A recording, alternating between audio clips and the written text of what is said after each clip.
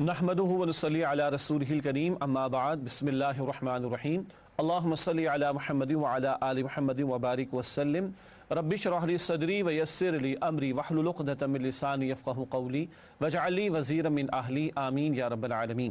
ناظرین کرام السلام علیکم ورحمۃ اللہ وبرکاتہ۔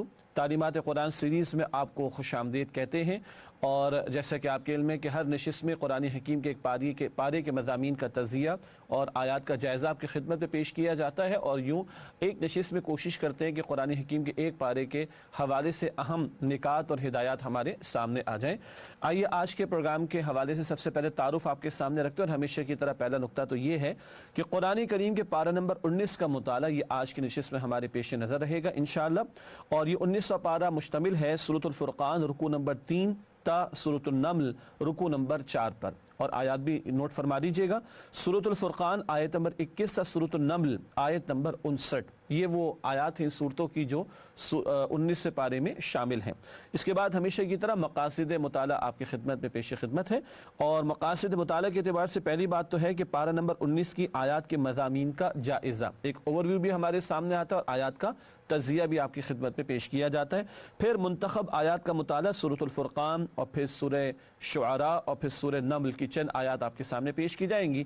سورۃ الفرقان کے مضامین کا تجزیہ پیش خدمت ہے۔ پہلی 3 آیات میں اللہ کی عظمت اور قدرت کا بیان، پھر آیات 4 تا 34 مشرکین مکہ کے اعتراضات اور ان کا جواب عطا ہوا اللہ کی طرف سے، آیات 35 تا 44 رسولوں کی قوموں کے ساتھ کشمکش سابقہ اقوام کا مختصر بیان ہے، پھر آیات 45 تا 62 اللہ کی نعمت اور قدرت ان کا تذکرہ ہے۔ اس کے بعد آیات 63 تا 76 قرآن کا انسان مطلوب، یہاں وہ اوصاف بیان ہوئے جو عباد الرحمن کے اوصاف ہیں، بعد میں تفصیل بیان ہوگی انشاءاللہ۔ اور آخری آیت سورۃ الفرقان کی مشرکین مکہ کے لیے آخری دھمکی ہے، اگر حق کی مخالفت پر اڑے رہے تو پھر اللہ کا عذاب لازماً ان پر آ کر رہے گا۔ یہ تو اوور ویو ہے سورۃ فرقان کے مضامین کے اعتبار سے۔ اب آئیے آیات کا جائزہ آپ کی خدمت میں پیش کرتے ہیں، اور اس سے مقصود ہوتا ہے کہ مختصر الفاظ میں ایک تشریح تو نہیں ہو سکتی، ایک تصویر اس پارے کے مضامین کے ہمارے سامنے آ جائے، اس ضمن میں سورۃ الفرقان کا جائزہ۔ اب وہ آیات کے جو 19 پارے میں شامل ہے ان کا تذکرہ کرنا چاہوں گا۔ آیات 21 تا 22 مشرکین مکہ کے 2 اعتراضات، معاذ اللہ انہوں نے کہا کہ یہ تو پیغمبر ہیں، یہ تو پچھلے لوگوں کی باتیں کرتے ہیں، معاذ اللہ انہوں نے کہیں سے سیکھ لیا اور وہاں سے لا کے لکھ لیتے ہیں، اس طرح کے معاذ اللہ بیہودہ الزامات انہوں نے لگائے۔ آیات 23 سے 24 کافروں کی نیکیوں کا انجام، ایمان کے بغیر اگر کوئی نیکی ہے تو راک کا ڈھیر ہے، اللہ کے قابل قبول نہ ہوگا۔ آیات 25 سے 26 قیامت کا دن کافروں پر بھاری ہوگا، ایک حدیث میں تو ذکر ہے وہ 50,000 برس کے برابر ہوگا، اللہ اکبر کبیرہ، اور سورۃ المعارج میں بھی اس کی طرف قرآن حکیم میں اشارہ کیا گیا، اللہ تعالی ہم سب کے لیے آسانی فرمائے۔ آیات 27 سے 29 بری دوستی کا انجام، دنیا میں برے دوست بنانے والے کل حسرت کریں گے کاش پیغمبر کے راستے کو اختیار کیا ہوتا، فلاں کو دوست نہ بنایا ہوتا، اس نے تو مجھے گمراہی کر ڈالا۔ آیات 30 سے 31 اللہ کے رسول صلی اللہ علیہ وسلم کریں گے آپ ان لوگوں کے خلاف جنہوں نے قرآن کو ترک کر دیا ہوگا، شکایت کریں گے اللہ کے سامنے، اللہ تعالی ہم سب کی حفاظت فرمائے۔ پھر آیات 32 سے 34 کافروں کا ایک اور اعتراض، نبی اکرم صلی اللہ علیہ وسلم کے تعلق سے یہ بات کہ ان کے ساتھ کوئی فرشتہ نازل ہوتا، یہ مختلف اعتراضات اس 19 پارے کے آغاز میں بھی آئے ہیں، یا کوئی ان کے ساتھ خزانہ ہوتا، یا کوئی نہر جاری کر کے دکھا دے، ایسے مطالبات بھی کرتے تھے، اور یہ کہ کسی بڑے شخص کو رسول بنایا جاتا، ایک یتیم کو اللہ تعالیٰ نے رسول بنا دیا، معاذ اللہ، اس طرح کے بیہودہ الزامات یا اعتراضات ان لوگوں نے کیے ہیں۔ آیات 35 سے 40 ماضی کی عبرتناک داستانیں، سابق اقوام کے برے انجام سے عبرت دلائی گئی ہے مشرکین مکہ کو۔ پھر آیات 41 سے 42 گستاخان رسول کا برا انجام، جن لوگوں نے بھی پیغمبروں کی شان میں گستاخیاں کی، قرآن ذکر کرتا ہے کہ ان کے لیے دردناک عذاب ہوگا، دنیا میں بھی اللہ نے نشان عبرت بنایا، مگر سب سے بڑی سزا تو پھر ایسے لوگوں کے لیے آخرت میں جہنم کی آگ میں ہے۔ آیات 43 سے 44 میں ذکر ہے کہ نفس کی پیروی بھی شرک ہے، اور جس نے اپنی خواہش نفس کو معبود بنا لیا، یہ ذکر اللہ تعالیٰ نے اس مقام پر کیا، تو نفس کی پیروی کرنا اللہ کے حکم کے مقابلے میں یہ بھی شرک کی قسم ہے۔ آیات 45 سے 51 اللہ کی نعمتیں ہی نعمتیں، دن رات کی نعمتیں، بارش کا نظام، یہ سب اللہ کی نعمتیں ہیں جن کا ذکر ہو رہا ہے۔ آیت نمبر 52 جہاد بالقرآن، اس قرآن کے ذریعے جہاد کرنا، اس آیت پر بات کریں گے بعد میں۔ مکے کے 13 برس قرآن کی تلوار سے جہاد کیا رسول اللہ صلی اللہ علیہ وآلہ وسلم نے۔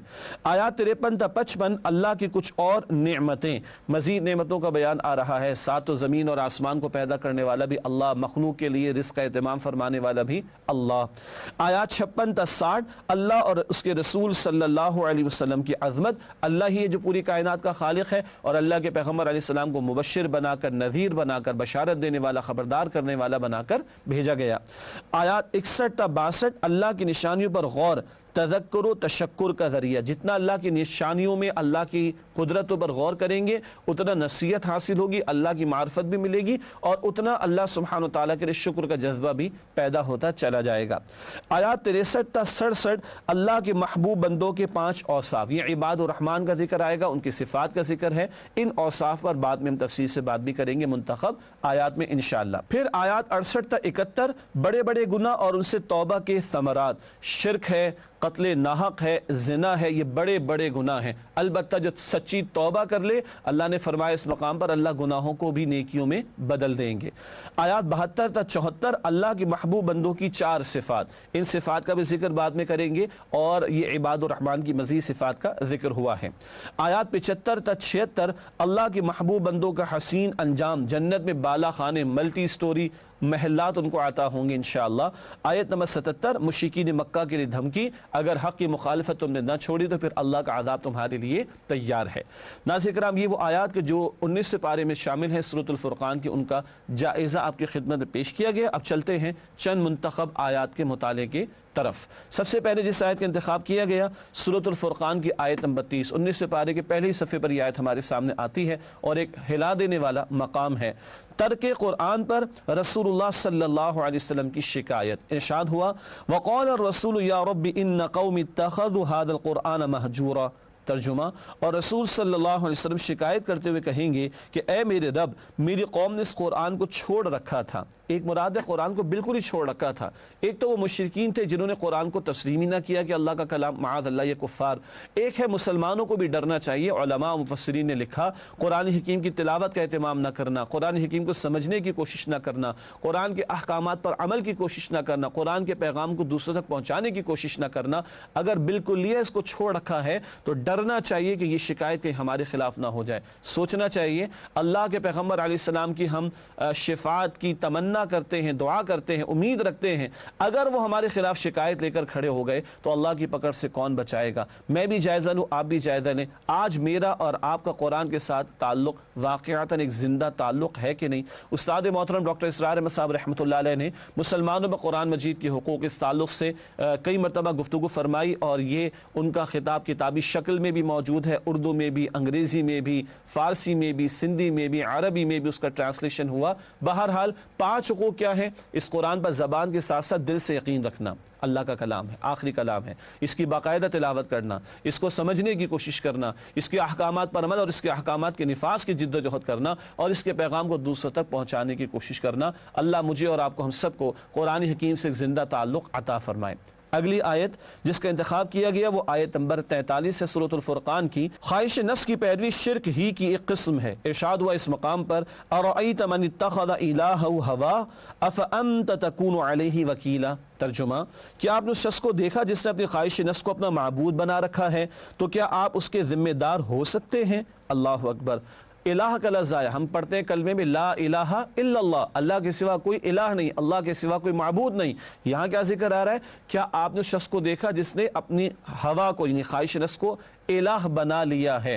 ایک طرف اللہ کا حکم ہو اور نفس کی چاہت کچھ اور ہو، اور اللہ کے حکم کو چھوڑ کر نفس کی چاہت پر عمل کیا جائے تو یہ شرک نہیں تو اور کیا ہے؟ شرک تو ہے کہ اللہ کے ساتھ شریک کر دینا۔ یہاں اللہ کا حکم نیچے اور نفس کی چاہت اوپر چلی گئی، اللہ اکبر کبیرہ۔ چاہے وہ نماز کو ترک کر دینے کا معاملہ ہو، وہ حرام میں پڑ جانے کا معاملہ ہو، اور وہ گناہ بے لذت میں پڑ جانے کا معاملہ ہو، ڈرنا چاہیے کہ نفس کی پیروی اگر ہو رہی ہے اللہ کے حکم کو چھوڑ کر تو یہ بھی ایک نوع کا، ایک نوعیت کا شرک ہے۔ اللہ شرک کی ہر قسم سے میری، آپ کی، ہم سب کی حفاظت فرمائے۔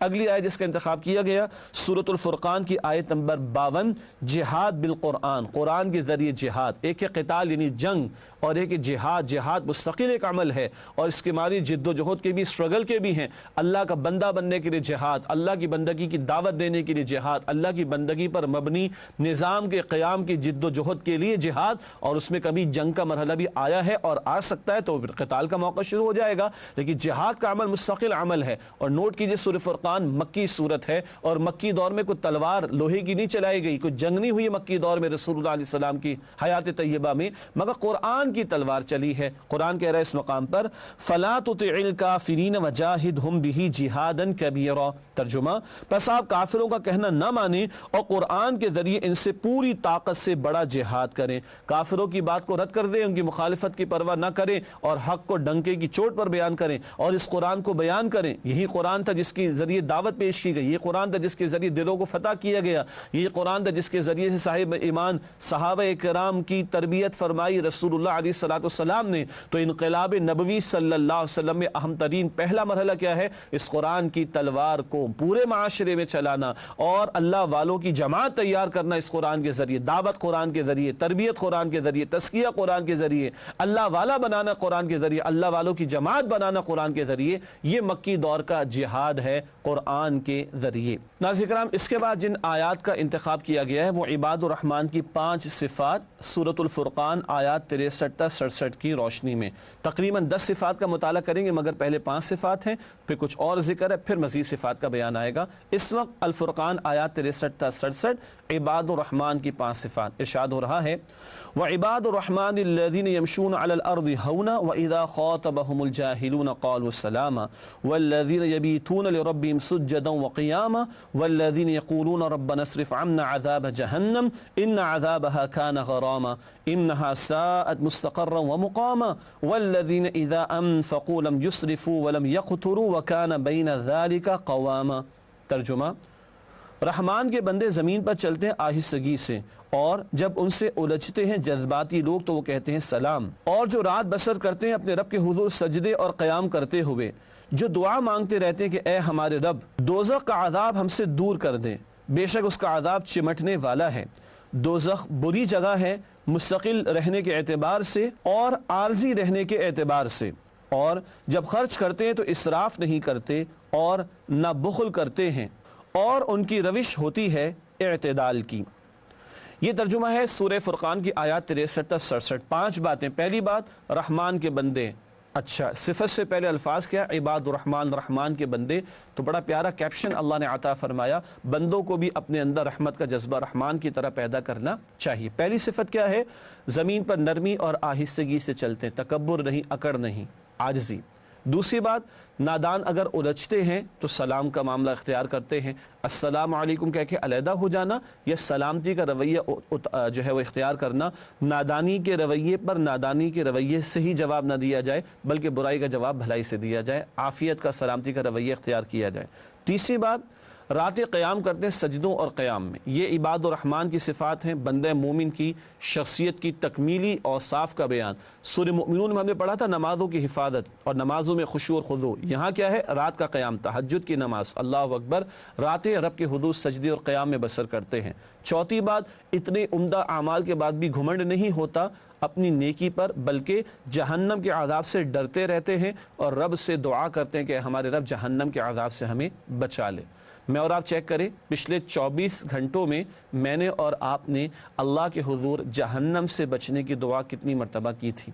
5ویں صفت، مالی معاملات کے اندر وہ میانہ روی اختیار کرتے ہیں، نہ ایسا معاملہ کہ بے دھڑک مال خرچ کر دیں جائز ناجائز مقام کو دیکھے بغیر، نہ اتنے کنجوس کہ اللہ کی نعمت ہے اور اس کو استعمال بھی نہ کر رہے ہوں، بلکہ اعتدال کا رویہ اختیار کرتے۔ اللہ مجھے اور آپ کو اس صفات کو اختیار کیے رکھنے کی توفیق عطا فرمائے۔ اس کے بعد اگلی آیت سورۃ الفرقان کی آیت نمبر 70، عظمت توبہ۔ الا من تاب وآمن وعمل عملا صالحا فاولئک یبدل اللہ سیئاتہم حسنات وکان اللہ غفورا رحیما۔ ترجمہ، مگر جس نے توبہ کی اور ایمان لایا اور اچھے کام کیے تو ایسے لوگوں کے گناہوں کو اللہ نیکیوں سے بدل دے گا اور اللہ بخشنے والا مہربان ہے۔ بڑا پیارا مقام ہے توبہ کے تعلق سے۔ توبہ اتنا عظیم عمل ہے کہ بندہ سچی توبہ کیا ہے؟ گناہ کرنے کے نتیجے میں دل ایمان سے خالی ہو جاتا ہے، تو حقیقی ایمان قبول کرو، اور وہ قرآن سے ملے گا، نیک لوگوں کی صحبت سے ملے گا انشاءاللہ تعالی۔ اور ایمان کے بعد عمل بھی نیک کرنا ہے، یہ نہیں کہ توبہ کر کے بیٹھ گئے، بلکہ اپنے عمل کو نیک کر لیا جائے اور آدمی کا رخ زندگی صحیح ہو جائے۔ سچی توبہ کیا ہے؟ بندہ گناہوں کو چھوڑ کر اللہ کی اطاعت پر گامزن ہو جائے۔ جو سچی توبہ کر لے، قرآن کی آیت بڑا پیارا مجدہ سنا رہی ہے، بڑی پیاری خوشخبری سنا رہی ہے، وہ کیا ہے؟ وہ یہ کہ اللہ تمہارے گناہوں کو نیکیوں میں بدل دے گا۔ سبحان اللہ، اس جگہ سارا بلیک وائٹ ہو جائے گا۔ اللہ مجھے اور آپ کو سچی توبہ کی توفیق عطا فرمائے۔ اس کے بعد ناظرین کرام اگلی آیات ہیں سورہ فرقان کی آیات 72 تا 74۔ عباد الرحمن کی مزید 5 صفات کا بیان آ رہا ہے۔ ویسے 4 صفات بنتی، مگر ایک اور نقطہ ایسا ہے کہ جس کو ہم 5ویں صفت کے طور پر آپ کے سامنے رکھیں گے انشاءاللہ تعالی۔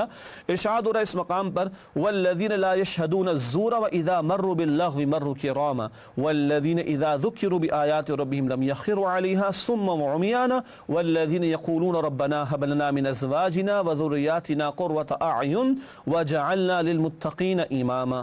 ترجمہ، اور وہ جو جھوٹ پر موجودگی گوارا نہیں کرتے، اور جب گزرتے ہیں کسی لا یعنی کام کے پاس سے تو گزرتے ہیں بے نیازی سے، اور جب ان کو نصیحت کی جاتی ان کے رب کی آیات کے ذریعے تو ان پر اندھے اور بہرے ہو کر نہیں گرتے بلکہ توجہ سے سنتے ہیں، اور وہ جو دعا مانگتے رہتے ہیں کہ اے پروردگار ہمیں ہماری بیویوں اور اولاد کی طرف سے عطا فرما آنکھوں کی ٹھنڈک اور ہمیں پرہیزگاروں کا امام بنا۔ یہ ہے مزید صفات کا بیان۔ پہلی بات کیا آئی؟ اب 6ٹھی صفت، جھوٹ پر موجودگی گوارا نہیں کرتے۔ یہاں سے جھوٹ بولنا نہیں، جھوٹے اور باطل کام بھی ہیں، تو نہ جھوٹ بولتے ہیں، نہ جھوٹا اور باطل کام کرتے ہیں، نہ باطل کاموں پر شریک ہوتے ہیں۔ ایسا نہیں کہ نماز بھی ادا ہو رہی ہے اور کانسرٹ میں بھی جا کر بیٹھ گئے ہوں، it is not possible for a بندہ مومن۔ اللہ اکبر۔ 7ویں بات، جب کسی مقام سے گزرتے ہیں جہاں بیکار کام ہو رہے ہوں تو شان بے نیازی کے ساتھ گزر جاتی ہے۔ یہ بھی نہیں کہ باہر کھڑے ہو کے تاک جھانک کر رہے ہو کہ اندر کس طرح گایا جا رہا ہے اور ڈانس کیا جا رہا ہے، نہیں، بلکہ بڑی شان بے نیازی سے گزر جاتے ہیں، کوئی انوالومنٹ گوارا نہیں کرتے گناہ کے کاموں پر یا فضول کاموں پر۔ 8ویں بات، اللہ کی آیات کے ذریعے نصیحت کی جاتی ہے، اندھے بہرے ہو کر نہیں گرتے، مراد ہے کہ توجہ سے سنتے ہیں اور ہدایت کی طلب و تڑپ کے ساتھ اللہ کے پیغام کو سن کر اس پر عمل کرتے ہیں۔ اللہ مجھے بھی اور آپ کو بھی یہ ذوق اور یہ روش عطا فرمائے۔ 9ویں بات، اپنی ذات تک محدود نہیں رہتے، اپنی بیوی اور اولاد کی بھی فکر کرتے ہیں، بیویوں اور اولاد کی بھی فکر کرتے ہیں اور ان کے لیے بھی دعا کرتے ہیں اللہ انہیں ہمارے لیے آنکھوں کی ٹھنڈک بنا۔ اور پیغمبر علیہ السلام کی آنکھوں کی ٹھنڈک نماز تھی۔ مراد ہے کہ بیوی شوہر کے لیے دین پر قائم رہنے کا ذریعہ بنے، شوہر بیوی کے لیے، اولاد کو دین کی راہ پر لگانا، اللہ کا بندہ بنانا، نبی علیہ السلام کا نمائندہ بنانا، صدقہ جاریہ بنانا، یہ ہے آنکھوں کی ٹھنڈک بیوی اور اولاد کے ذریعے سے۔ اور 10ویں بات کیا ہے؟ متقین کا امام بنا دے۔ کیوں؟ کل اللہ کو جواب دینا ہے، اللہ پوچھے گا تم نے بیوی کے معاملے میں کیا رویہ اختیار کیا، اس کو اللہ کی بندی بنایا کہ نہیں، شوہر سے پوچھا جائے گا، باپ سے پوچھا جائے گا اولاد کے بارے میں۔ تو یہ 10ویں صفت کیا ہے؟ کل یعنی آخرت کی جواب دہی کا احساس ان کے دل میں ہے، تو رب سے دعا کرتے اللہ متقین کا امام بنا دے کہ ان کے حوالے سے کل جواب دہی کرنا ہمارے لیے آسان ہو۔ یہ 10 صفات ہیں، اللہ مجھے اور آپ کو اختیار کرنے کی توفیق دے۔ اور یہ بڑی پیاری دعا بھی آیت نمبر 74 میں آگی بیوی اور اولاد کے تعلق سے، اللہ ہمیں ہمارے معمولات میں شامل کرنے کی توفیق عطا فرمائے۔ اس کے بعد سورۃ الشعراء کا آغاز ہوا چاہتا ہے، البتہ ربط سورت پہلے آپ کی خدمت میں پیش کیا جائے گا اور پھر انشاءاللہ وقفے کے بعد سورۃ الشعراء کا مطالعہ ہم شروع کریں گے۔ سورۃ الفرقان کی تکمیل ہوئی، سورۃ الشعراء کا آغاز ہوا چاہتا ہے، ان دونوں کے درمیان جو ربط ہے آئیے اس کو سمجھتے ہیں۔ ربط سورت کے حوالے سے پہلی بات، سورۃ الفرقان میں نبی کریم صلی اللہ علیہ وسلم کی دعوت توحید، قرآن کریم کی حقانیت اور مشرکین کے ساتھ کشمکش کا ذکر تھا۔ سورۃ الشعراء میں سابقہ 6 رسولوں کی دعوت توحید اور ان کی قوموں کے ساتھ کشمکش کا بیان ہے۔ فرقان میں رسول پاک علیہ السلام کا تذکرہ اور شعراء میں 6 رسولوں اور ان کی قوموں کے ساتھ کشمکش کا ذکر ہے۔ ناظرین کرام، یہ تو ربط سورت ہوا سورۃ الفرقان اور سورۃ الشعراء کے درمیان۔ سورۃ الشعراء کا آغاز کرتے ہیں، البتہ ایک وقفے کے بعد۔ امید آپ ہمارے ساتھ رہیں گے انشاءاللہ۔ السلام علیکم ورحمۃ اللہ وبرکاتہ۔ السلام علیکم ورحمۃ اللہ وبرکاتہ۔ ناظرین کرام، تعلیمات قرآن سیریز میں آپ کو خوش آمدید کہتے ہیں، اور وقفے سے پہلے سورہ فرقان اور سورہ شعراء کے درمیان ربطی تعلق کو، یعنی ربط سورت کو ہم نے بیان کیا تھا۔ اب چلتے ہیں سورۃ الشعراء کے بیان کے آغاز کی طرف۔ پہلے مضامین کا تجزیہ اور پھر آیات کا جائزہ آپ کے سامنے رکھیں گے انشاءاللہ تعالی۔ سورہ شعراء کے مضامین کے حوالے سے نوٹ کیجئے گا، پہلی 9 آیات مشرکین مکہ پر اتمام حجت کا اعلان، دو ٹوک انداز میں بتا دیا کہ بات ان پر واضح ہو چکی، اب بھی اگر حق قبول نہیں کرتے تو پھر اللہ کے عذاب کے لیے پکڑ کے لیے تیار رہیں۔ اس کے بعد ایک طویل سلسلہ کلام ہے، آیات 10 تا 191 مجرم قوموں کی داستانیں، مشرکین مکہ کے لیے عبرت۔ یہ بہت طویل سلسلہ کلام ہے، البتہ نوٹ کیجئے گا سورۃ الشعراء کی آیات چھوٹی چھوٹی ہیں لیکن ہیں 227 آیات، تو یہ آیات کی تعداد کے اعتبار سے سب سے طویل مکی صورت ہے سورۃ الشعراء، اور 227 آیات اس میں ہیں۔ البتہ آیت نمبر 10 سے 191 بہت طویل سلسلہ کلام، 6 قومیں جو سابقہ ہیں، نوح علیہ السلام، ہود علیہ السلام، صالح علیہ السلام اور شعیب علیہ السلام، لوط علیہ السلام اور موسیٰ علیہ السلام، ان رسولوں اور جن اقوام کی طرف ان کو بھیجا گیا ان کے ساتھ کشمکش کا تذکرہ بڑی تفصیل سے آیا، اور نافرمان قوموں کے انجام کو بیان کر کے مشرکین مکہ کو عبرت دلائی گئی۔ پھر آیات 192 تا 227 عظمت قرآن، نبی اکرم علیہ السلام پر جو قرآن نازل ہوا اس قرآن کے نزول اور اس کی عظمتوں کو اور اس کی حفاظت کے پہلوؤں کو اللہ سبحانہ و تعالیٰ نے بیان فرمایا ہے۔ اس کے بعد چلتے ہیں سورۃ الشعراء کے جائزے کی طرف، طویل سلسلہ کلام ہے، نوٹ فرمائیے گا، پہلی 4 آیات نبی اکرم صلی اللہ علیہ وسلم کی دل جوئی، یہ مستقل موضوع ہے، کشمکش جاری تھی کفار کے ساتھ اور بار بار تسلی اور دل جوئی کا سامان اللہ تعالیٰ مختلف انداز سے فرماتے رہے آیات قرآنی کے نزول کے ذریعے۔ پھر آیات 5 تا 9 مشرکین پر عذاب آنے والا ہے، اتمام حجت ہو چکی، اب مان کر نہیں دیتے تو پھر عذاب کے لیے تیار رہیں۔ آیات 10 تا 17 حضرت موسیٰ علیہ السلام کو فرعون کے پاس جانے کا حکم، فرعون اس وقت کا خدائی کا دعوے دار تھا معاذ اللہ، اور نوٹ کیجئے پیغمبروں کی دعوت میسز کے لیے بھی ہوتی ہے، عوام کے لیے بھی ہوتی ہے، مگر یہ پیغام اولین طور پر معاشرے کے با اثر طبقات کو ہٹ کرتی ہے اور ایڈریس کرتی ہے، چنانچہ فرعون کے دربار میں جا کر موسیٰ علیہ السلام نے دعوت توحید پیش کی ہے اللہ کے حکم پر۔ پھر آیات 18 تا 22 فرعون کا تانا اور حضرت موسیٰ علیہ السلام کا منہ توڑ جواب۔ فرعون نے کہا تھا کہ تمہیں ہم نے پال پوس کر بڑا کیا تو ہمارے خلاف باتیں کرتے ہو، تو موسیٰ علیہ السلام نے فرمایا کہ تم نے مجھ ایک کی پرورش کی اپنے محل کے اندر یا محل کے اخراجات پر، اور پوری بنی اسرائیل کے قوم کو تم نے غلام بنا رکھا ہے، کہ اس بات کا تم احسان جتاتے ہو۔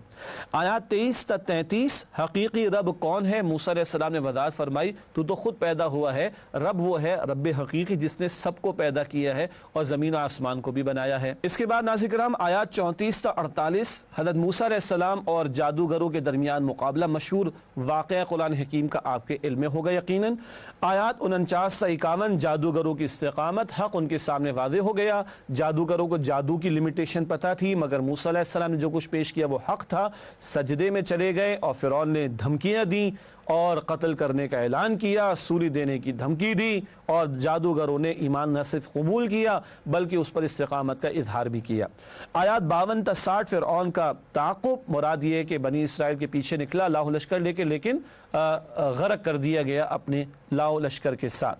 آیات 61 تا 68 اللہ پر توکل کی اعلیٰ مثال، موسیٰ علیہ السلام جب دریا کے قریب پہنچ گئے، پیچھے سے فرعون کا لشکر آنے لگا، قوم نے کہا ہم تو مارے گئے، بنی اسرائیل نے، موسیٰ علیہ السلام نے فرمایا کہ نہیں، میرا رب میرے ساتھ ہے، عنقریب وہ ہدایت بھی عطا فرمائے گا، رہنمائی بھی دے گا اور راہ بھی دکھائے گا۔ پھر آیات 69 تا 77 بت پرستوں سے حضرت ابراہیم علیہ السلام کے سوالات، 6 قوموں اور ان کے رسولوں کا ذکر ہے، درمیان میں ابراہیم علیہ السلام کا تذکرہ بھی آ رہا ہے، اور ابراہیم علیہ السلام نے پوچھا کہ یہ نہ کھاتے ہیں، نہ پیتے ہیں، نہ بولتے ہیں، نہ سنتے ہیں، ان کو پوجنے کا، ان کی پرستش کرنے کا کیا فائدہ۔ آیات 78 تا 82 ذکر معرفت ربانی، حضرت ابراہیم علیہ السلام کی زبانی، ابراہیم علیہ السلام کے بڑے پیارے الفاظ اس مقام پر آئے، میرا رب وہ ہے کہ جس نے مجھے پیدا کیا، وہی ہے جس نے زندگی دی، وہی ہے جو موت دے گا، وہی ہے جو کھلاتا ہے، وہی ہے جو پلاتا ہے، اور جب میں بیمار ہوتا تو وہی مجھے شفا بھی عطا فرماتا ہے۔ آیات 83 تا 89 حضرت ابراہیم علیہ السلام کی ایمان افروز دعائیں کہ اللہ مجھے صالحین میں شمار فرما، میرے ذکر خیر کو جاری فرما دے آئندہ نسلوں کے اندر، بہت پیاری دعائیں اس مقام پر ان کی آئی ہیں۔ پھر آیات 90 تا 104 جہنم میں گمراہوں کی آہوزاری، چیخیں گے چلائیں گے مگر چیخنے چلانے کا کوئی فائدہ نہیں، حسرت کریں گے ایک مرتبہ دنیا میں جانے کا موقع مل جائے، اپنے اعمال کو درست کر دے مگر موقع نہیں دیا جائے گا۔ آیات 105 تا 110 حضرت نوح علیہ السلام کی بے لوث دعوت، 950 برس تک اپنی قوم کو دعوت دیتے رہے. بے لوث دعوت سے مراد کہ بھائی میرا اجر تو اللہ کے ذمے، میں تمہیں حق پہنچاتا ہوں اللہ کی رضا کی خاطر. آیات 111 تا 122 قوم کا اعتراض اور حضرت نوح علیہ السلام کا جواب. قوم کے سرداروں نے مذاق اڑایا ایمان والوں کا جو مالی اعتبار سے کمزور تھے اور کہنے لگے ہمارے معاشرے کے گئے گزرے لوگوں نے تمہاری دعوت کو قبول کیا. معاذ اللہ. نوح علیہ السلام نے فرمایا کہ ان کی اصل حیثیت تو اللہ کے علم میں ہے، ان کے اعمال سے اللہ سبحانہ و تعالیٰ واقف ہے، تم ان کے ایمان کی بنیاد پر ان کا مذاق کیوں اڑاتے ہو. پھر آیات 123 سے 135 حضرت ہود علیہ السلام کی دعوت اور قوم عاد کی طرف ہود علیہ السلام کو بھیجا گیا تھا. آیات 136 سے 140 قوم ہود کی ہٹ دھرمی اور اس قوم نے کہا کہ ہم پر عذاب لا کر دکھا دیجئے، اور کس طرح کی باتیں کرتے ہو، کس طرح ہمیں ڈراتے ہو، اگر سچے ہو تو عذاب لا کر دکھا دو. آیات 141 تا 152 حضرت صالح علیہ السلام کی دعوت. صالح علیہ السلام کو قوم ثمود کی طرف بھیجا گیا تھا. آیات 135 تا 159 حضرت صالح علیہ السلام کی قوم کا تکبر خاطر میں نہیں لاتے تھے، جانتے بوجھتے حق کو جھٹلاتے تھے اور پیغمبر کا مذاق بھی اڑاتے تھے معاذ اللہ. آیات 160 تا 161 حضرت لوط علیہ السلام کی دعوت اور ان کی قوم ہم جنس پرستی کی گندگی میں مبتلا تھی، قوم کو عفت کی دعوت انہوں نے دی. آیات 167 تا 175 قوم لوط کی جہالت معاذ اللہ. قوم نے کہا کہ یہ بڑے پاکیزہ بنتے، نکالو اپنی بستیوں سے ان کو، استغفر اللہ. آیات 176 تا 184 حضرت شعیب علیہ السلام کی دعوت اور ان کی قوم ناپ تول کی کمی میں مبتلا تھی. آیات 185 تا 191 جنگل والوں کی رعونت. جنگل والے شعیب علیہ السلام کی قوم کو بھی کہا گیا اصحاب الایکا، اور تکبر میں مبتلا ہو گئے. ہم نہیں اپنے باپ دادا کی باتوں کو چھوڑ سکتے، تمہاری باتیں ہمیں سمجھ میں نہیں آتی ہیں، کیوں ہمیں ہماری مرضی چلانے سے روکنے کی کوششیں کرتے ہو. تکبر کا اظہار کرتے تھے یہ لوگ. آیات 152 تا 195 قرآن الفاظ کے ساتھ نازل ہوا اور اللہ کے یہ الفاظ ہیں جو جبریل امین علیہ السلام نے قلب مصطفیٰ صلی اللہ علیہ وسلم پر اللہ کے حکم سے نازل فرمائے. آیات 196 تا 197 سابقہ آسمانی کتابیں قرآن کی عظمت پر دلیل ہیں. ان کتابوں میں بھی آخری پیغمبر اور آخری کلام کی بشارتیں موجود تھیں، اور اس آخری کلام قرآن میں پچھلی کتابوں کی تعلیمات بھی واقعتاً درست انداز میں موجود ہیں. آیات 198 تا 209 قرآن پر ایمان نہ لانے والوں کا انجام دردناک عذاب میں مبتلا کیے جائیں گے. پھر آیات 210 تا 212 قرآن کسی کاہن کا کلام نہیں جیسے کہ مشرکین معاذ اللہ الزام تراشی کرتے. آیات 213 تا 220 نبی اکرم صلی اللہ علیہ وسلم کے لیے خصوصی ہدایات، اور ان ہدایات میں یہ بھی شامل کہ آپ صلی اللہ علیہ وسلم اللہ کی خاطر صبر کیجئے، ایمان والوں کے ساتھ اپنے تعلق کو جوڑے رکھیے اور اپنے قریبی رشتہ داروں کو بھی اللہ تعالیٰ کے عذاب سے ڈرائیے. آیات 221 تا 223 کاہنوں کا کردار. کاہن ہونے کا الزام لگاتے تھے معاذ اللہ مشرکین نبی اکرم علیہ السلام پر. کاہنوں کے گھٹیا کردار کو یہاں پر زیر گفتگو لایا گیا. پھر آیات 224 تا 226 شاعروں کا کردار، اور یہ وہ شاعر کے جو برے شاعر ہوتے ہیں، جن کی پیروی گمراہ قسم کے لوگ کرتے ہیں، جن کے قول و فعل میں تضاد ہوا کرتا ہے اور ان کے الفاظ کچھ اور ان کا کردار کچھ اور ہوا کرتا ہے. اور آخر میں آیت نمبر 227 اچھے شاعروں کا کردار کہ وہ جو صاحب ایمان ہیں اور جو نیک اعمال کرتے ہیں اور خیر کا کلام پیش کرتے ہیں، یہ شعراء اچھے شعراء ہیں. اور نوٹ کیجئے گا سورت کا نام بھی سورت الشعراء ہے. ناظرین کرام الحمدللہ سورہ شعراء کی 227 آیات کا جائزہ مختصراً آپ کے سامنے پیش کیا گیا، اور عمومی جو بڑا موضوع اس سورت میں وہ قوموں کے ساتھ ان کے رسولوں کی کشمکش کا بیان. اب چلتے ہیں سورت الشعراء کی چند منتخب آیات کے مطالعے کی طرف. پہلے جس آیت کا انتخاب کیا گیا وہ ہے آیات 78 تا 82 صفات رب العالمین. رب کائنات کی صفات کو اس مقام پر بڑے پیارے انداز میں بیان کیا گیا، اور یہ ابراہیم علیہ السلام کی زبان سے یہ الفاظ جاری ہوئے. قرآن نے نقل کے ارشاد ہو رہا ہے الذی خلقنی فہو یہدین والذی هو یطعمنی ویسقین واذا مرضت فہو یشفین والذی یمیتنی ثم یحیین والذی اطمع ان یغفر لی خطیئتی یوم الدین. ترجمہ: وہی اللہ جس نے مجھے پیدا کیا ہے، اور وہی مجھے راستہ دکھاتا ہے، اور وہی مجھے کھلاتا اور پلاتا ہے، اور جب میں بیمار ہوتا ہوں تو وہی مجھے شفا دیتا ہے، اور وہی مجھے وفات دے گا پھر زندہ کرے گا، اور وہ جس سے میں امید رکھتا ہوں کہ قیامت کے دن میرے گناہ بخشے گا. یہ بڑا پیارا تعارف رب کائنات کے تعلق سے. لیکن ایک بات نوٹ کیجئے گا، خیر کے تمام امور کو اللہ کی طرف منسوب کیا جاتا ہے اور کیا جانا چاہیے۔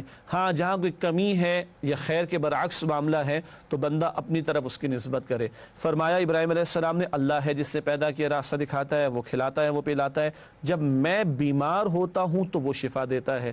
بیمار ہونا ایک کمزوری کی طرف اشارہ، اس کو اللہ کی طرف نسبت نہیں دی بلکہ اپنی طرف۔ یہ عاجزی کا بیان اور عاجزانہ انداز کیا ہوتا ہے اللہ کا تذکرہ کرنے کا اور اللہ سے مانگنے کا، پیغمبر ابراہیم علیہ السلام ہمیں سکھا رہے ہیں۔ اس کے بعد اگلی آیات ہیں آیات 128 سے 131 سورہ شعراء کے تعلق سے۔ ہود علیہ السلام کی قوم کو دعوت یعنی دعوت توحید ارشاد ہوا، اتبنون بکل ریع آیۃ تعبثون وتتخذون مصانع لعلکم تخلدون واذا بطشتم بطشتم جبارین فاتقوا اللہ واطیعون۔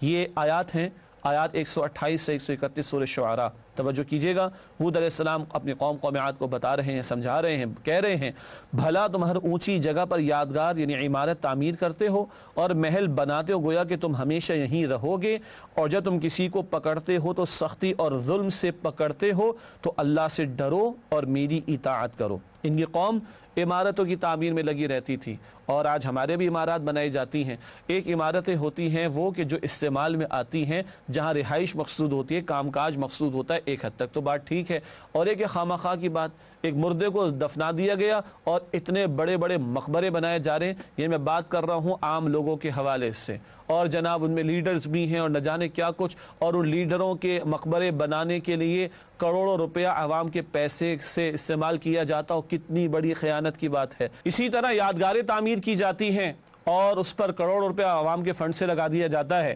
عوام بیچاری بھوک سے مر رہی ہیں، مگر کبھی فوارے بڑے بڑے سمندر کے کنارے لگا دیے جاتے ہیں جس پہ لاکھوں کروڑ روپے کا خرچ ہو جایا کرتا ہے، اور ہزاروں لاکھوں روپے مینٹیننس کے اوپر لگا دیے جاتے ہیں، اور نہ جانے کس طرح فضولیات کے اندر پیسے کو برباد کیا جاتا ہے۔ یہ تباہ ہونے والی قوموں کی علامت ہوا کرتی ہے۔ مزید ہود علیہ السلام نے سمجھایا کہ محل بناتے ہو اس طرح کہ تم ہمیشہ یہاں پر رہو گے، سامان 100 برس کا پل کی خبر نہیں۔ ایسے ایسے پیسے ہم نے خرچ کر رکھے ہیں آج محلات کی تعمیر پر اور مکانات کی تعمیر پر کہ لگتا ہے یہاں سے کبھی ہم نے جانا نہیں ہے۔ حدیث میں آتا ہے کہ بدترین پیسہ وہ ہے جو تعمیرات پر خرچ کیا جاتا ہے، بدترین پیسہ وہ ہے جو تعمیرات پر خرچ کیا جاتا ہے۔ مراد فضول میں جو پیسہ برباد کیا جا رہا ہے، اللہ ہمیں سمجھ عطا فرمائے۔ پھر تم جب کسی کی پکڑ کرتے ہو تو تم ظالم اور جابر بن کر پکڑ کرتے ہو، ذرا تمہارے پاس اختیار آگے تم کسی کو خاطر میں نہیں لاتے۔ کوئی محلے کے غنڈے اور بدماش ہوتے ہیں جو لٹیرے بھی ہوتے ہیں اور بھتے بھی لیتے ہیں اور قوموں سے علاقے والوں سے پیسہ بٹورتے رہتے ہیں، کبھی صدقے کے نام پر اور کبھی قربانی کے موقع پر اور کبھی اور کسی نام کے اوپر۔ تمہیں ذرا سا اختیار مل گیا، تم نے ظلم کرنا شروع کر دیا، اور جو ان کے پالنے والے بڑے بڑے لیڈرز ہوا کرتے وہ پوری قوم کو کھا جاتے ہیں، پوری قوم کا پیسہ ہڑپ کر جاتے ہیں۔ اللہ کے پیغمبر علیہ السلام کے دور کا واقعہ ہے، ایک شخص، صحابی بھی نہیں کہا جا سکتا، ایک شخص قتال کے میدان میں موجود اور اللہ کے پیغمبر کے ساتھ جنگ کر رہا ہے اور قتل ہو جاتا ہے، اور صحابہ کہتے تو شہید ہے، اللہ کے پیغمبر فرماتے میں اس کو جہنم کے اندر دیکھ رہا ہوں۔ بخاری کی حدیث ہے۔ کیا جرم تھا؟ غنیمت کے مال میں سے ایک چادر لے لی تھی، غنیمت جو اجتماعی مال ہے اس میں سے چادر لے لی تھی، آج یہ جہنم کے اندر ہے۔ قوم کے اربوں کھربوں کھانے والے پینٹ دے کر اپنے آپ کو ویلیڈیٹ کرانے کی کوشش کریں۔ اللہ سے ڈرنا چاہیے، اور پیغمبر نے بھی کہا فاتقوا اللہ واطیعون، اللہ کا تقوی اختیار کرو اور میری اطاعت کرو۔ اگلی آیات سورۃ الشعراء آیات 214 تا 215، رشتہ داروں اور اہل ایمان کے بارے میں ہدایت۔ اولین یہ خطاب اللہ کے پیغمبر علیہ السلام سے اور آپ کے ذریعے ہمارے لیے بھی رہنمائی ہے۔ ارشاد ہوا وَأَنذِرْ عَشِيرَتَكَ الْأَقْرَبِينَ وَاخْفِضْ جَنَاحَكَ لِمَنِ اتَّبَعَكَ مِنَ الْمُؤْمِنِينَ۔ ترجمہ، اور اپنے قریب رشتہ داروں کو خبردار کر دیجئے اور ان اہل ایمان سے تواضع کے ساتھ پیش آئیے جو آپ کی اتباع کرتے ہیں۔ یہ اللہ کے پیغمبر علیہ السلام سے اولن خطاب، اور آپ نے خاندان کے لوگوں کو دعوت پر بلا کر ان کے سامنے دعوت توحید بھی پیش کی، مگر میرے اور آپ کے لیے بھی رہنمائی، ہمیں اپنے آپ کو بھی جہنم سے بچانے کی فکر و کوشش کرنی ہے، اپنے گھر والوں کو بھی اور اپنے خاندان کے لوگوں کو بھی، اور ایمان والوں کے ساتھ عمدہ رویہ اختیار کرنا، تواضع کے ساتھ پیش آنا، شفقت کا معاملہ کرنا۔ آج ہم بھی اپنے گریبانوں میں جھانکیں، اپنے بارے میں، گھر والوں کے بارے میں جہنم کا خوف ہمیں کتنا رلاتا ہے، چیک کر لیجئے، اور ہم کافروں کو کتنا پسند کر رہے ہیں اور ایمان والوں کو کتنا اچھا سمجھتے ہیں۔ یہ بھی کمپیریٹیو اسٹڈی مجھے اور آپ کو بہرحال کرنے کی ضرورت ہے۔ ناظرین کرام، اس کے بعد سورۃ النمل کے مضامین کا تجزیہ آپ کے سامنے پیش کرتے ہیں ایک اوور ویو کے طور پر۔ نوٹ فرمائیے گا، پہلی 6 آیات ایمان بالآخرت کا بیان ہے، پھر آیات 7 تا 14 حضرت موسیٰ علیہ السلام پر ظہور نبوت، مدین چلے گئے تھے، مدین سے واپس آ رہے ہیں تو اللہ تعالیٰ نے اظہار نبوت یعنی اعلان نبوت فرمایا ان کے لیے۔ آیات 15 تا 44 حضرت سلیمان علیہ السلام پر اللہ کی عنایات، ایسی بادشاہت عطا فرمائی کہ کسی کو بھی عطا نہ ہوئی۔ آیات 45 تا 53 قوم سمود کی بدبختی، صالح علیہ السلام کی قوم تھی اور اونٹنی انہوں نے ہلاک کر ڈالی معاذ اللہ، جو اللہ کی نشانی تھی۔ آیات 54 تا 58 قوم لوط کی خباثت، اس قوم کے لوگ ہم جنس پرستی کے گندے عمل میں مبتلا ہوئے۔ آیات 59 تا 66 اللہ کی عالی شان قدرتیں، ان کا تذکرہ ہے۔ پھر آیات 67 تا 82 مشرکین مکہ کے ساتھ کشمکش، یہ مستقل موضوع چلا رہا ہے مکی صورتوں کا۔ آیات 83 تا 90 ایمان بالآخرت کا ذکر ہے، اور آیات 91 تا 93 نبی اکرم صلی اللہ علیہ وسلم کی 3 ہدایات ربانی، البتہ ان کا تذکرہ اگلی نشست میں کریں گے جو کہ 20ویں پارے کے بیان پر مشتمل ہوگی۔ ناظرین کرام، یہ تو مضامین کا تجزیہ ہوا سورۃ النمل کے حوالے سے۔ اب آئیے اس کی آیات کا جائزہ پیش کرتے ہیں، اور وہ آیات جو 19 پارے میں شامل ہیں۔ پہلی 6 آیات ایمان بالآخرت کی اہمیت کا بیان ہے۔ آیات 7 تا 14 حضرت موسیٰ علیہ السلام پر ظہور نبوت اور طور پر اللہ کے حضور ملاقات کا معاملہ ہوا اور وحی کا آغاز ہوا۔ آیات 15 تا 19 حضرت سلیمان علیہ السلام پر اللہ کا فضل، کئی طرح کے ان کے پاس لشکر تھے، انسانوں کے تو تھے ہی تھے، جنات کے بھی تھے، پرندوں کے بھی تھے، بڑی بادشاہت عطا ہوئی۔ آیات 20 تا 28 ہدہد کے ذریعے قوم سبا کا تعارف، اور یہ ہدہد بھی توحید کے عقیدے پر تھا، اس کی تقریر کے الفاظ قرآن نے نقل فرمائے، سبحان اللہ۔ آیات 29 تا 33 ملکہ سبا کی مشاورت، اور اپنے سرداروں سے اس نے مشورہ کیا ہے سلیمان علیہ السلام کے خط کے آ جانے کے بعد۔ آیات 34 تا 35 ملکہ سبا کا حکیمانہ قول، اور اس نے یہ بات کہی کہ عام طور پر جو بادشاہ ہوا کرتے ہیں دنیا پرست، وہ تو قوموں پر ظلم و ستم ہی ڈھایا کرتے ہیں۔ آیات 36 تا 37 حضرت سلیمان علیہ السلام کی دنیا داری سے نفرت، ملکہ سبا نے کچھ تحفے بھجوا کر چیک کرنا چاہا کہ دنیا پرست تو نہیں ہیں خط کے آنے کے جواب میں۔ آیات 38 تا 41 حضرت سلیمان علیہ السلام پر اللہ کا انعام، اللہ تعالیٰ نے ان کے دربار میں ایسے ایسے جنات بھی رکھے ہوئے ہیں اور ایسے ایسے افراد بھی رکھے ہوئے ہیں جو پلک جھپکنے میں بڑے بڑے کام کر ڈالیں۔ جب ان کے دربار کے لوگوں کا یہ عالم تو پیغمبر کی شان کیا ہوگی، اللہ اکبر۔ آیات 42 تا 44 ملکہ سبا کا قبول اسلام، یہ ایمان لے آئی سلیمان علیہ السلام کے ساتھ اللہ پر، اور یعنی سلیمان علیہ السلام کے ہاتھ پر۔ آیات 45 تا 47 قوم سمود کی بدبختی کا ذکر ہے۔ آیات 48 تا 53 قوم سمود کی سازش اور اس کا انجام، یہ قوم ہلاک کر دی گئی۔ آیات 54 تا 58 قوم لوط کی خباثت اور اس کا انجام، اس قوم پر پتھر بھی برسائے گئے، ہلاک کیا گیا ان کو۔ اور آیت نمبر 59 سوال ہے، اللہ بہتر ہے یا معبودان باطل؟ یقیناً اللہ وحدہ لا شریک وہی بہتر ہے، اور معبودان باطل ان کی کوئی حیثیت نہیں ہے۔ ناظرین کرام، اس کے بعد سورۃ النمل کی ایک ہی منتخب آیت کا مطالعہ آپ کے سامنے پیش کریں گے، جس کا انتخاب کیا گیا ہے، وہ ہے آیت نمبر 19۔ آئیے اس کا مطالعہ کریں۔ دعائے سلیمان علیہ السلام، ارشاد ہو رہا ہے اس مقام پر، رب اوزعنی ان اشکر نعمتک التی انعمت علی وعلی والدی وان اعمل صالحا ترضا وادخلنی برحمتک فی عبادک الصالحین۔ ترجمہ، اے میرے پروردگار، مجھے توفیق عطا فرما کہ میں تیری ان نعمتوں کا شکر ادا کر سکوں جو تو نے مجھ پر انعام کی ہیں، اور میرے ماں باپ پر، اور میں ایسے نیک اعمال کروں کہ جن سے تو راضی ہو جائے، اور مجھے اپنی رحمت سے نیک بندوں میں داخل فرما۔ اللہ اکبر، نبی بھی ہیں مگر کس قدر بڑی بادشاہت اللہ نے عطا فرمائی، مگر کیا ذکر ہو رہا ہے، اللہ نعمت کا شکر ادا کرنے کی توفیق عطا فرما۔ یہ ہے عاجزانہ رویہ جو پیغمبر ہمیں سکھا رہے ہیں۔ ناظرین کرام، الحمدللہ سورہ نمل کی وہ آیات جو 19 پارے میں شامل ہیں، ان میں سے ایک منتخب آیت کا مطالعہ بھی مکمل ہوا۔ اب وہ اوامر و نواہی جو سورۃ النمل کی ان آیات میں جو 19 پارے میں شامل ہیں، ان کا تذکرہ آپ کے سامنے کریں گے انشاءاللہ۔ سب سے پہلے اوامر کا بیان، نماز اور زکوٰۃ ادا کرنا، آیت نمبر 3۔ آخرت پر یقین، آیت نمبر 3۔ اللہ کی تسبیح کرنا، آیت نمبر 8۔ برائی کو نیکی سے بدل دینا، آیت نمبر 11۔ اللہ کا شکر ادا کرنا، آیت نمبر 15۔ اللہ سے شکر کی توفیق مانگنا، آیت نمبر 19۔ کاموں کا آغاز اللہ کے نام سے کرنا، آیت نمبر 30۔ معاملات کو مشورے سے طے کرنا، آیت نمبر 33۔ اللہ تعالیٰ کی عطا پر قناعت کرنا، آیت نمبر 36۔ اختیار کو شرک و کفر کے خاتمے کے لیے استعمال کرنا، آیت نمبر 36، جیسے سلیمان علیہ السلام نے استعمال فرمایا اس کام کے لیے۔ قوت کو امانت سمجھ کر استعمال کرنا، آیت نمبر 39۔ اللہ کے فضل کا اعتراف اور شکر کرنا، آیت نمبر 40۔ غیر اللہ کی عبادت سے باز آ جانا، آیت نمبر 43، جیسے کہ ملکہ سبا بھی شرک سے باز آ گئی۔ گناہ کا اعتراف اور فرمانبرداری کا رویہ، آیت نمبر 44۔ استغفار کرنا، آیت نمبر 46۔ ایمان اور تقوی، آیت نمبر 53۔ اللہ کی حمد بیان کرنا، آیت نمبر 59۔ انبیاء اور رسول کے لیے سلامتی کی دعا کرنا، آیت نمبر 59۔ یہ بالکل آخر میں ہے 19ویں پارے کے۔ اس کے بعد ناظرین کرام نواہی کا تذکرہ کریں گے، یعنی ڈونٹس کا بیان سورۃ النمل کی ان آیات کے تعلق سے جو 19ویں پارے میں شامل ہیں۔ آخرت کا انکار، آیت نمبر 4، یعنی یہ وہ کام جن سے ہمیں بچنا ہے۔ جانتے بوجھتے آیات الہی کا انکار کرنا، آیت نمبر 14۔ ظلم و زیادتی کا رویہ، آیت نمبر 14۔ غیر اللہ کی پرستش، آیت نمبر 24۔ ظلم و فساد مچانا، آیت نمبر 34۔ کفر پر اڑے رہ کر عذاب کا مطالبہ کرنا، آیت نمبر 46۔ یہ نافرمان قوموں کی جرت تھی معاذ اللہ۔ دعوت حق دینے والوں کو منحوس کہنا، آیت نمبر 47۔ معاذ اللہ، پیغمبروں کو اور ایمان والوں کو مشرکین نے اور کفار نے منحوس تک کہا، معاذ اللہ ثم معاذ اللہ۔ زمین میں فساد مچانا اور اصلاح نہ کرنا، آیت نمبر 48۔ بے حیائی کے کام کرنا، آیت نمبر 54۔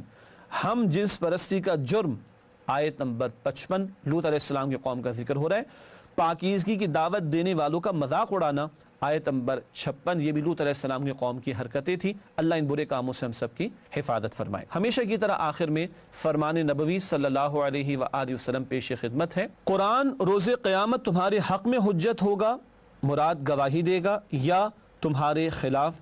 صحیح مسلم کی روایت ہے۔ اللہ ہمیں قرآن حکیم کے حقوق ادا کرتے ہوئے قرآن حکیم کو ہمارے حق میں حجت یعنی گواہی دینے والا بنانے کی توفیق عطا فرمائے، آمین یا رب العالمین۔ وآخر دعوانا ان الحمد للہ رب العالمین، والسلام علیکم ورحمۃ اللہ وبرکاتہ۔